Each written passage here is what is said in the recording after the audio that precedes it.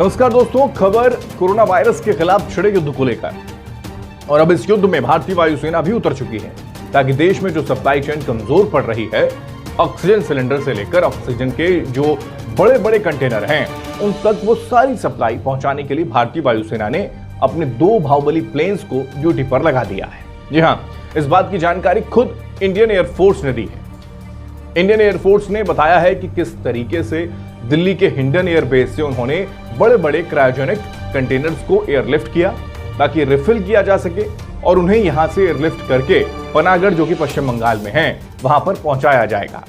जिसके बाद में इस तरह के बड़े बड़े प्लेन्स जो हैं इस तरह की सप्लाई में मेजर रोल प्ले करने में जुट चुके हैं। इंडियन एयरफोर्स ने बताया है कि इसके लिए 2 खास किस्म के प्लेन्स का इस्तेमाल किया गया है। एक C-17 एयरक्राफ्ट है और दूसरा है IL-76। इन एयरक्राफ्ट के जरिए बड़े बड़े क्रायोजेनिक कंटेनर्स को एयरलिफ्ट किया जा रहा है। वैसे आपको ये बता दें कि दिल्ली में जो हिंडन एयरबेस है उसके पास C-17 एयरक्राफ्ट, जिसे ग्लोब मास्टर भी कहा जाता है, ग्लोब मास्टर के बेड़े में 11 एयरक्राफ्ट शामिल हैं और C-17 ग्लोब मास्टर जो है वो करीब 17 टन वजन को उठा सकता है, उसे कैरी कर सकता है। और IL-76 जो है वो करीब 48 टन वजनी सामान को लेकर इधर से उधर कैरी कर सकता है। इन बड़े बड़े ग्लोब मास्टर C-17 जैसे प्लेन्स का इस्तेमाल युद्ध में टैंक्स को ले जाने के लिए किया जाता है। खास तौर पर जब चीन के खिलाफ युद्ध जैसे हालात बने थे तो हाई ऑल्टीट्यूड पर पोस्ट करने के लिए C-17 का इस्तेमाल किया गया था। लेकिन देश में जिस तरीके के हालात पैदा हुए हैं, जिस तरीके से हर तरफ ऑक्सीजन की किल्लत को लेकर त्राहिमाम मचा हुआ है, उसे देखते हुए ग्लोब मास्टर ड्यूटी पर लग चुके हैं। ये ग्लोब मास्टर बड़े बड़े क्रायोजेनिक कंटेनर्स के अलावा ऑक्सीजन के जो कंटेनर्स हैं उनको ले जाएंगे, जो सिलेंडर्स हैं उनकी सप्लाई भी कर रहे हैं।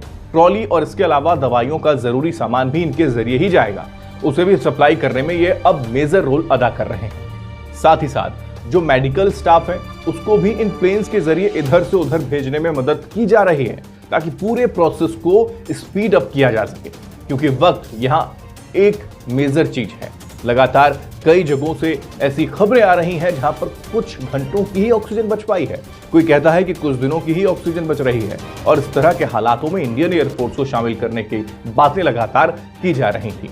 लेकिन अब इंडियन एयरफोर्स ने कंफर्म कर दिया है कि उसके 2 बाहुबली इस काम में जुट चुके हैं। भारतीय वायुसेना ने हिंडन एयरबेस से 3 ऑक्सीजन कंटेनर्स को एयरलिफ्ट कर लिया है और कहा जा रहा है कि तमाम अलग अलग राज्यों में जो कमी है उन्हें पूरा करने के लिए अलग अलग जगहों पर, अलग अलग एयर स्टेशन पर इस तरह के प्लेन्स जा रहे हैं, वो काम पर लगाए जा रहे हैं। और ये एक बहुत बड़ी राहत वाली खबर हो सकती है उन राज्यों के लिए जहां पर लगातार ऑक्सीजन की शॉर्टेज हो रही है और वो लगातार केंद्र से ये मांग कर रहे हैं कि ऑक्सीजन उनको मिले।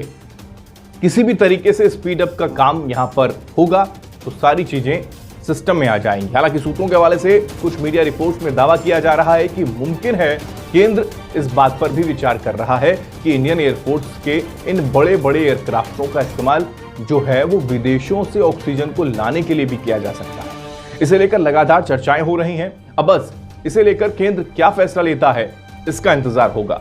तो ये एक बड़ा अपडेट है दोस्तों, जहां पर देश कोरोना के खिलाफ एक बड़ा युद्ध लड़ रहा है और इस युद्ध में भारतीय वायुसेना भी उतर चुकी है।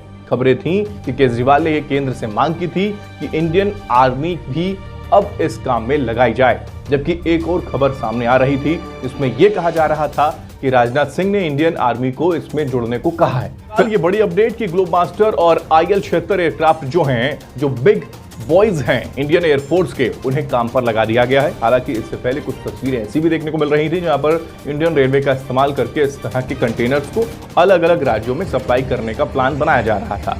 खैर, लेकिन वो नाकाफी रहा है और शायद इसीलिए अब इंडियन एयरफोर्स का सहारा लिया जा रहा है सरकार की तरफ से। और उम्मीद की जानी चाहिए कि जिस तरीके से त्राहिमाम मचा हुआ है पूरे देश में, लोग अपनों की जान के लिए, अपनों की सांसों के लिए जो एक एक सेकंड का संघर्ष कर रहे हैं, उससे थोड़ी राहत बहुत जल्द मिल जाएगी। लेकिन अब यहां पर जरूरत है राजनीतिक इच्छा शक्ति दिखाने की, प्रायोरिटी समझने की कि आखिर देश में फिलहाल सबसे ज्यादा जरूरी क्या कुछ है, चुनाव या फिर रोते बिलखते लोगों के अपनों की जिंदगी।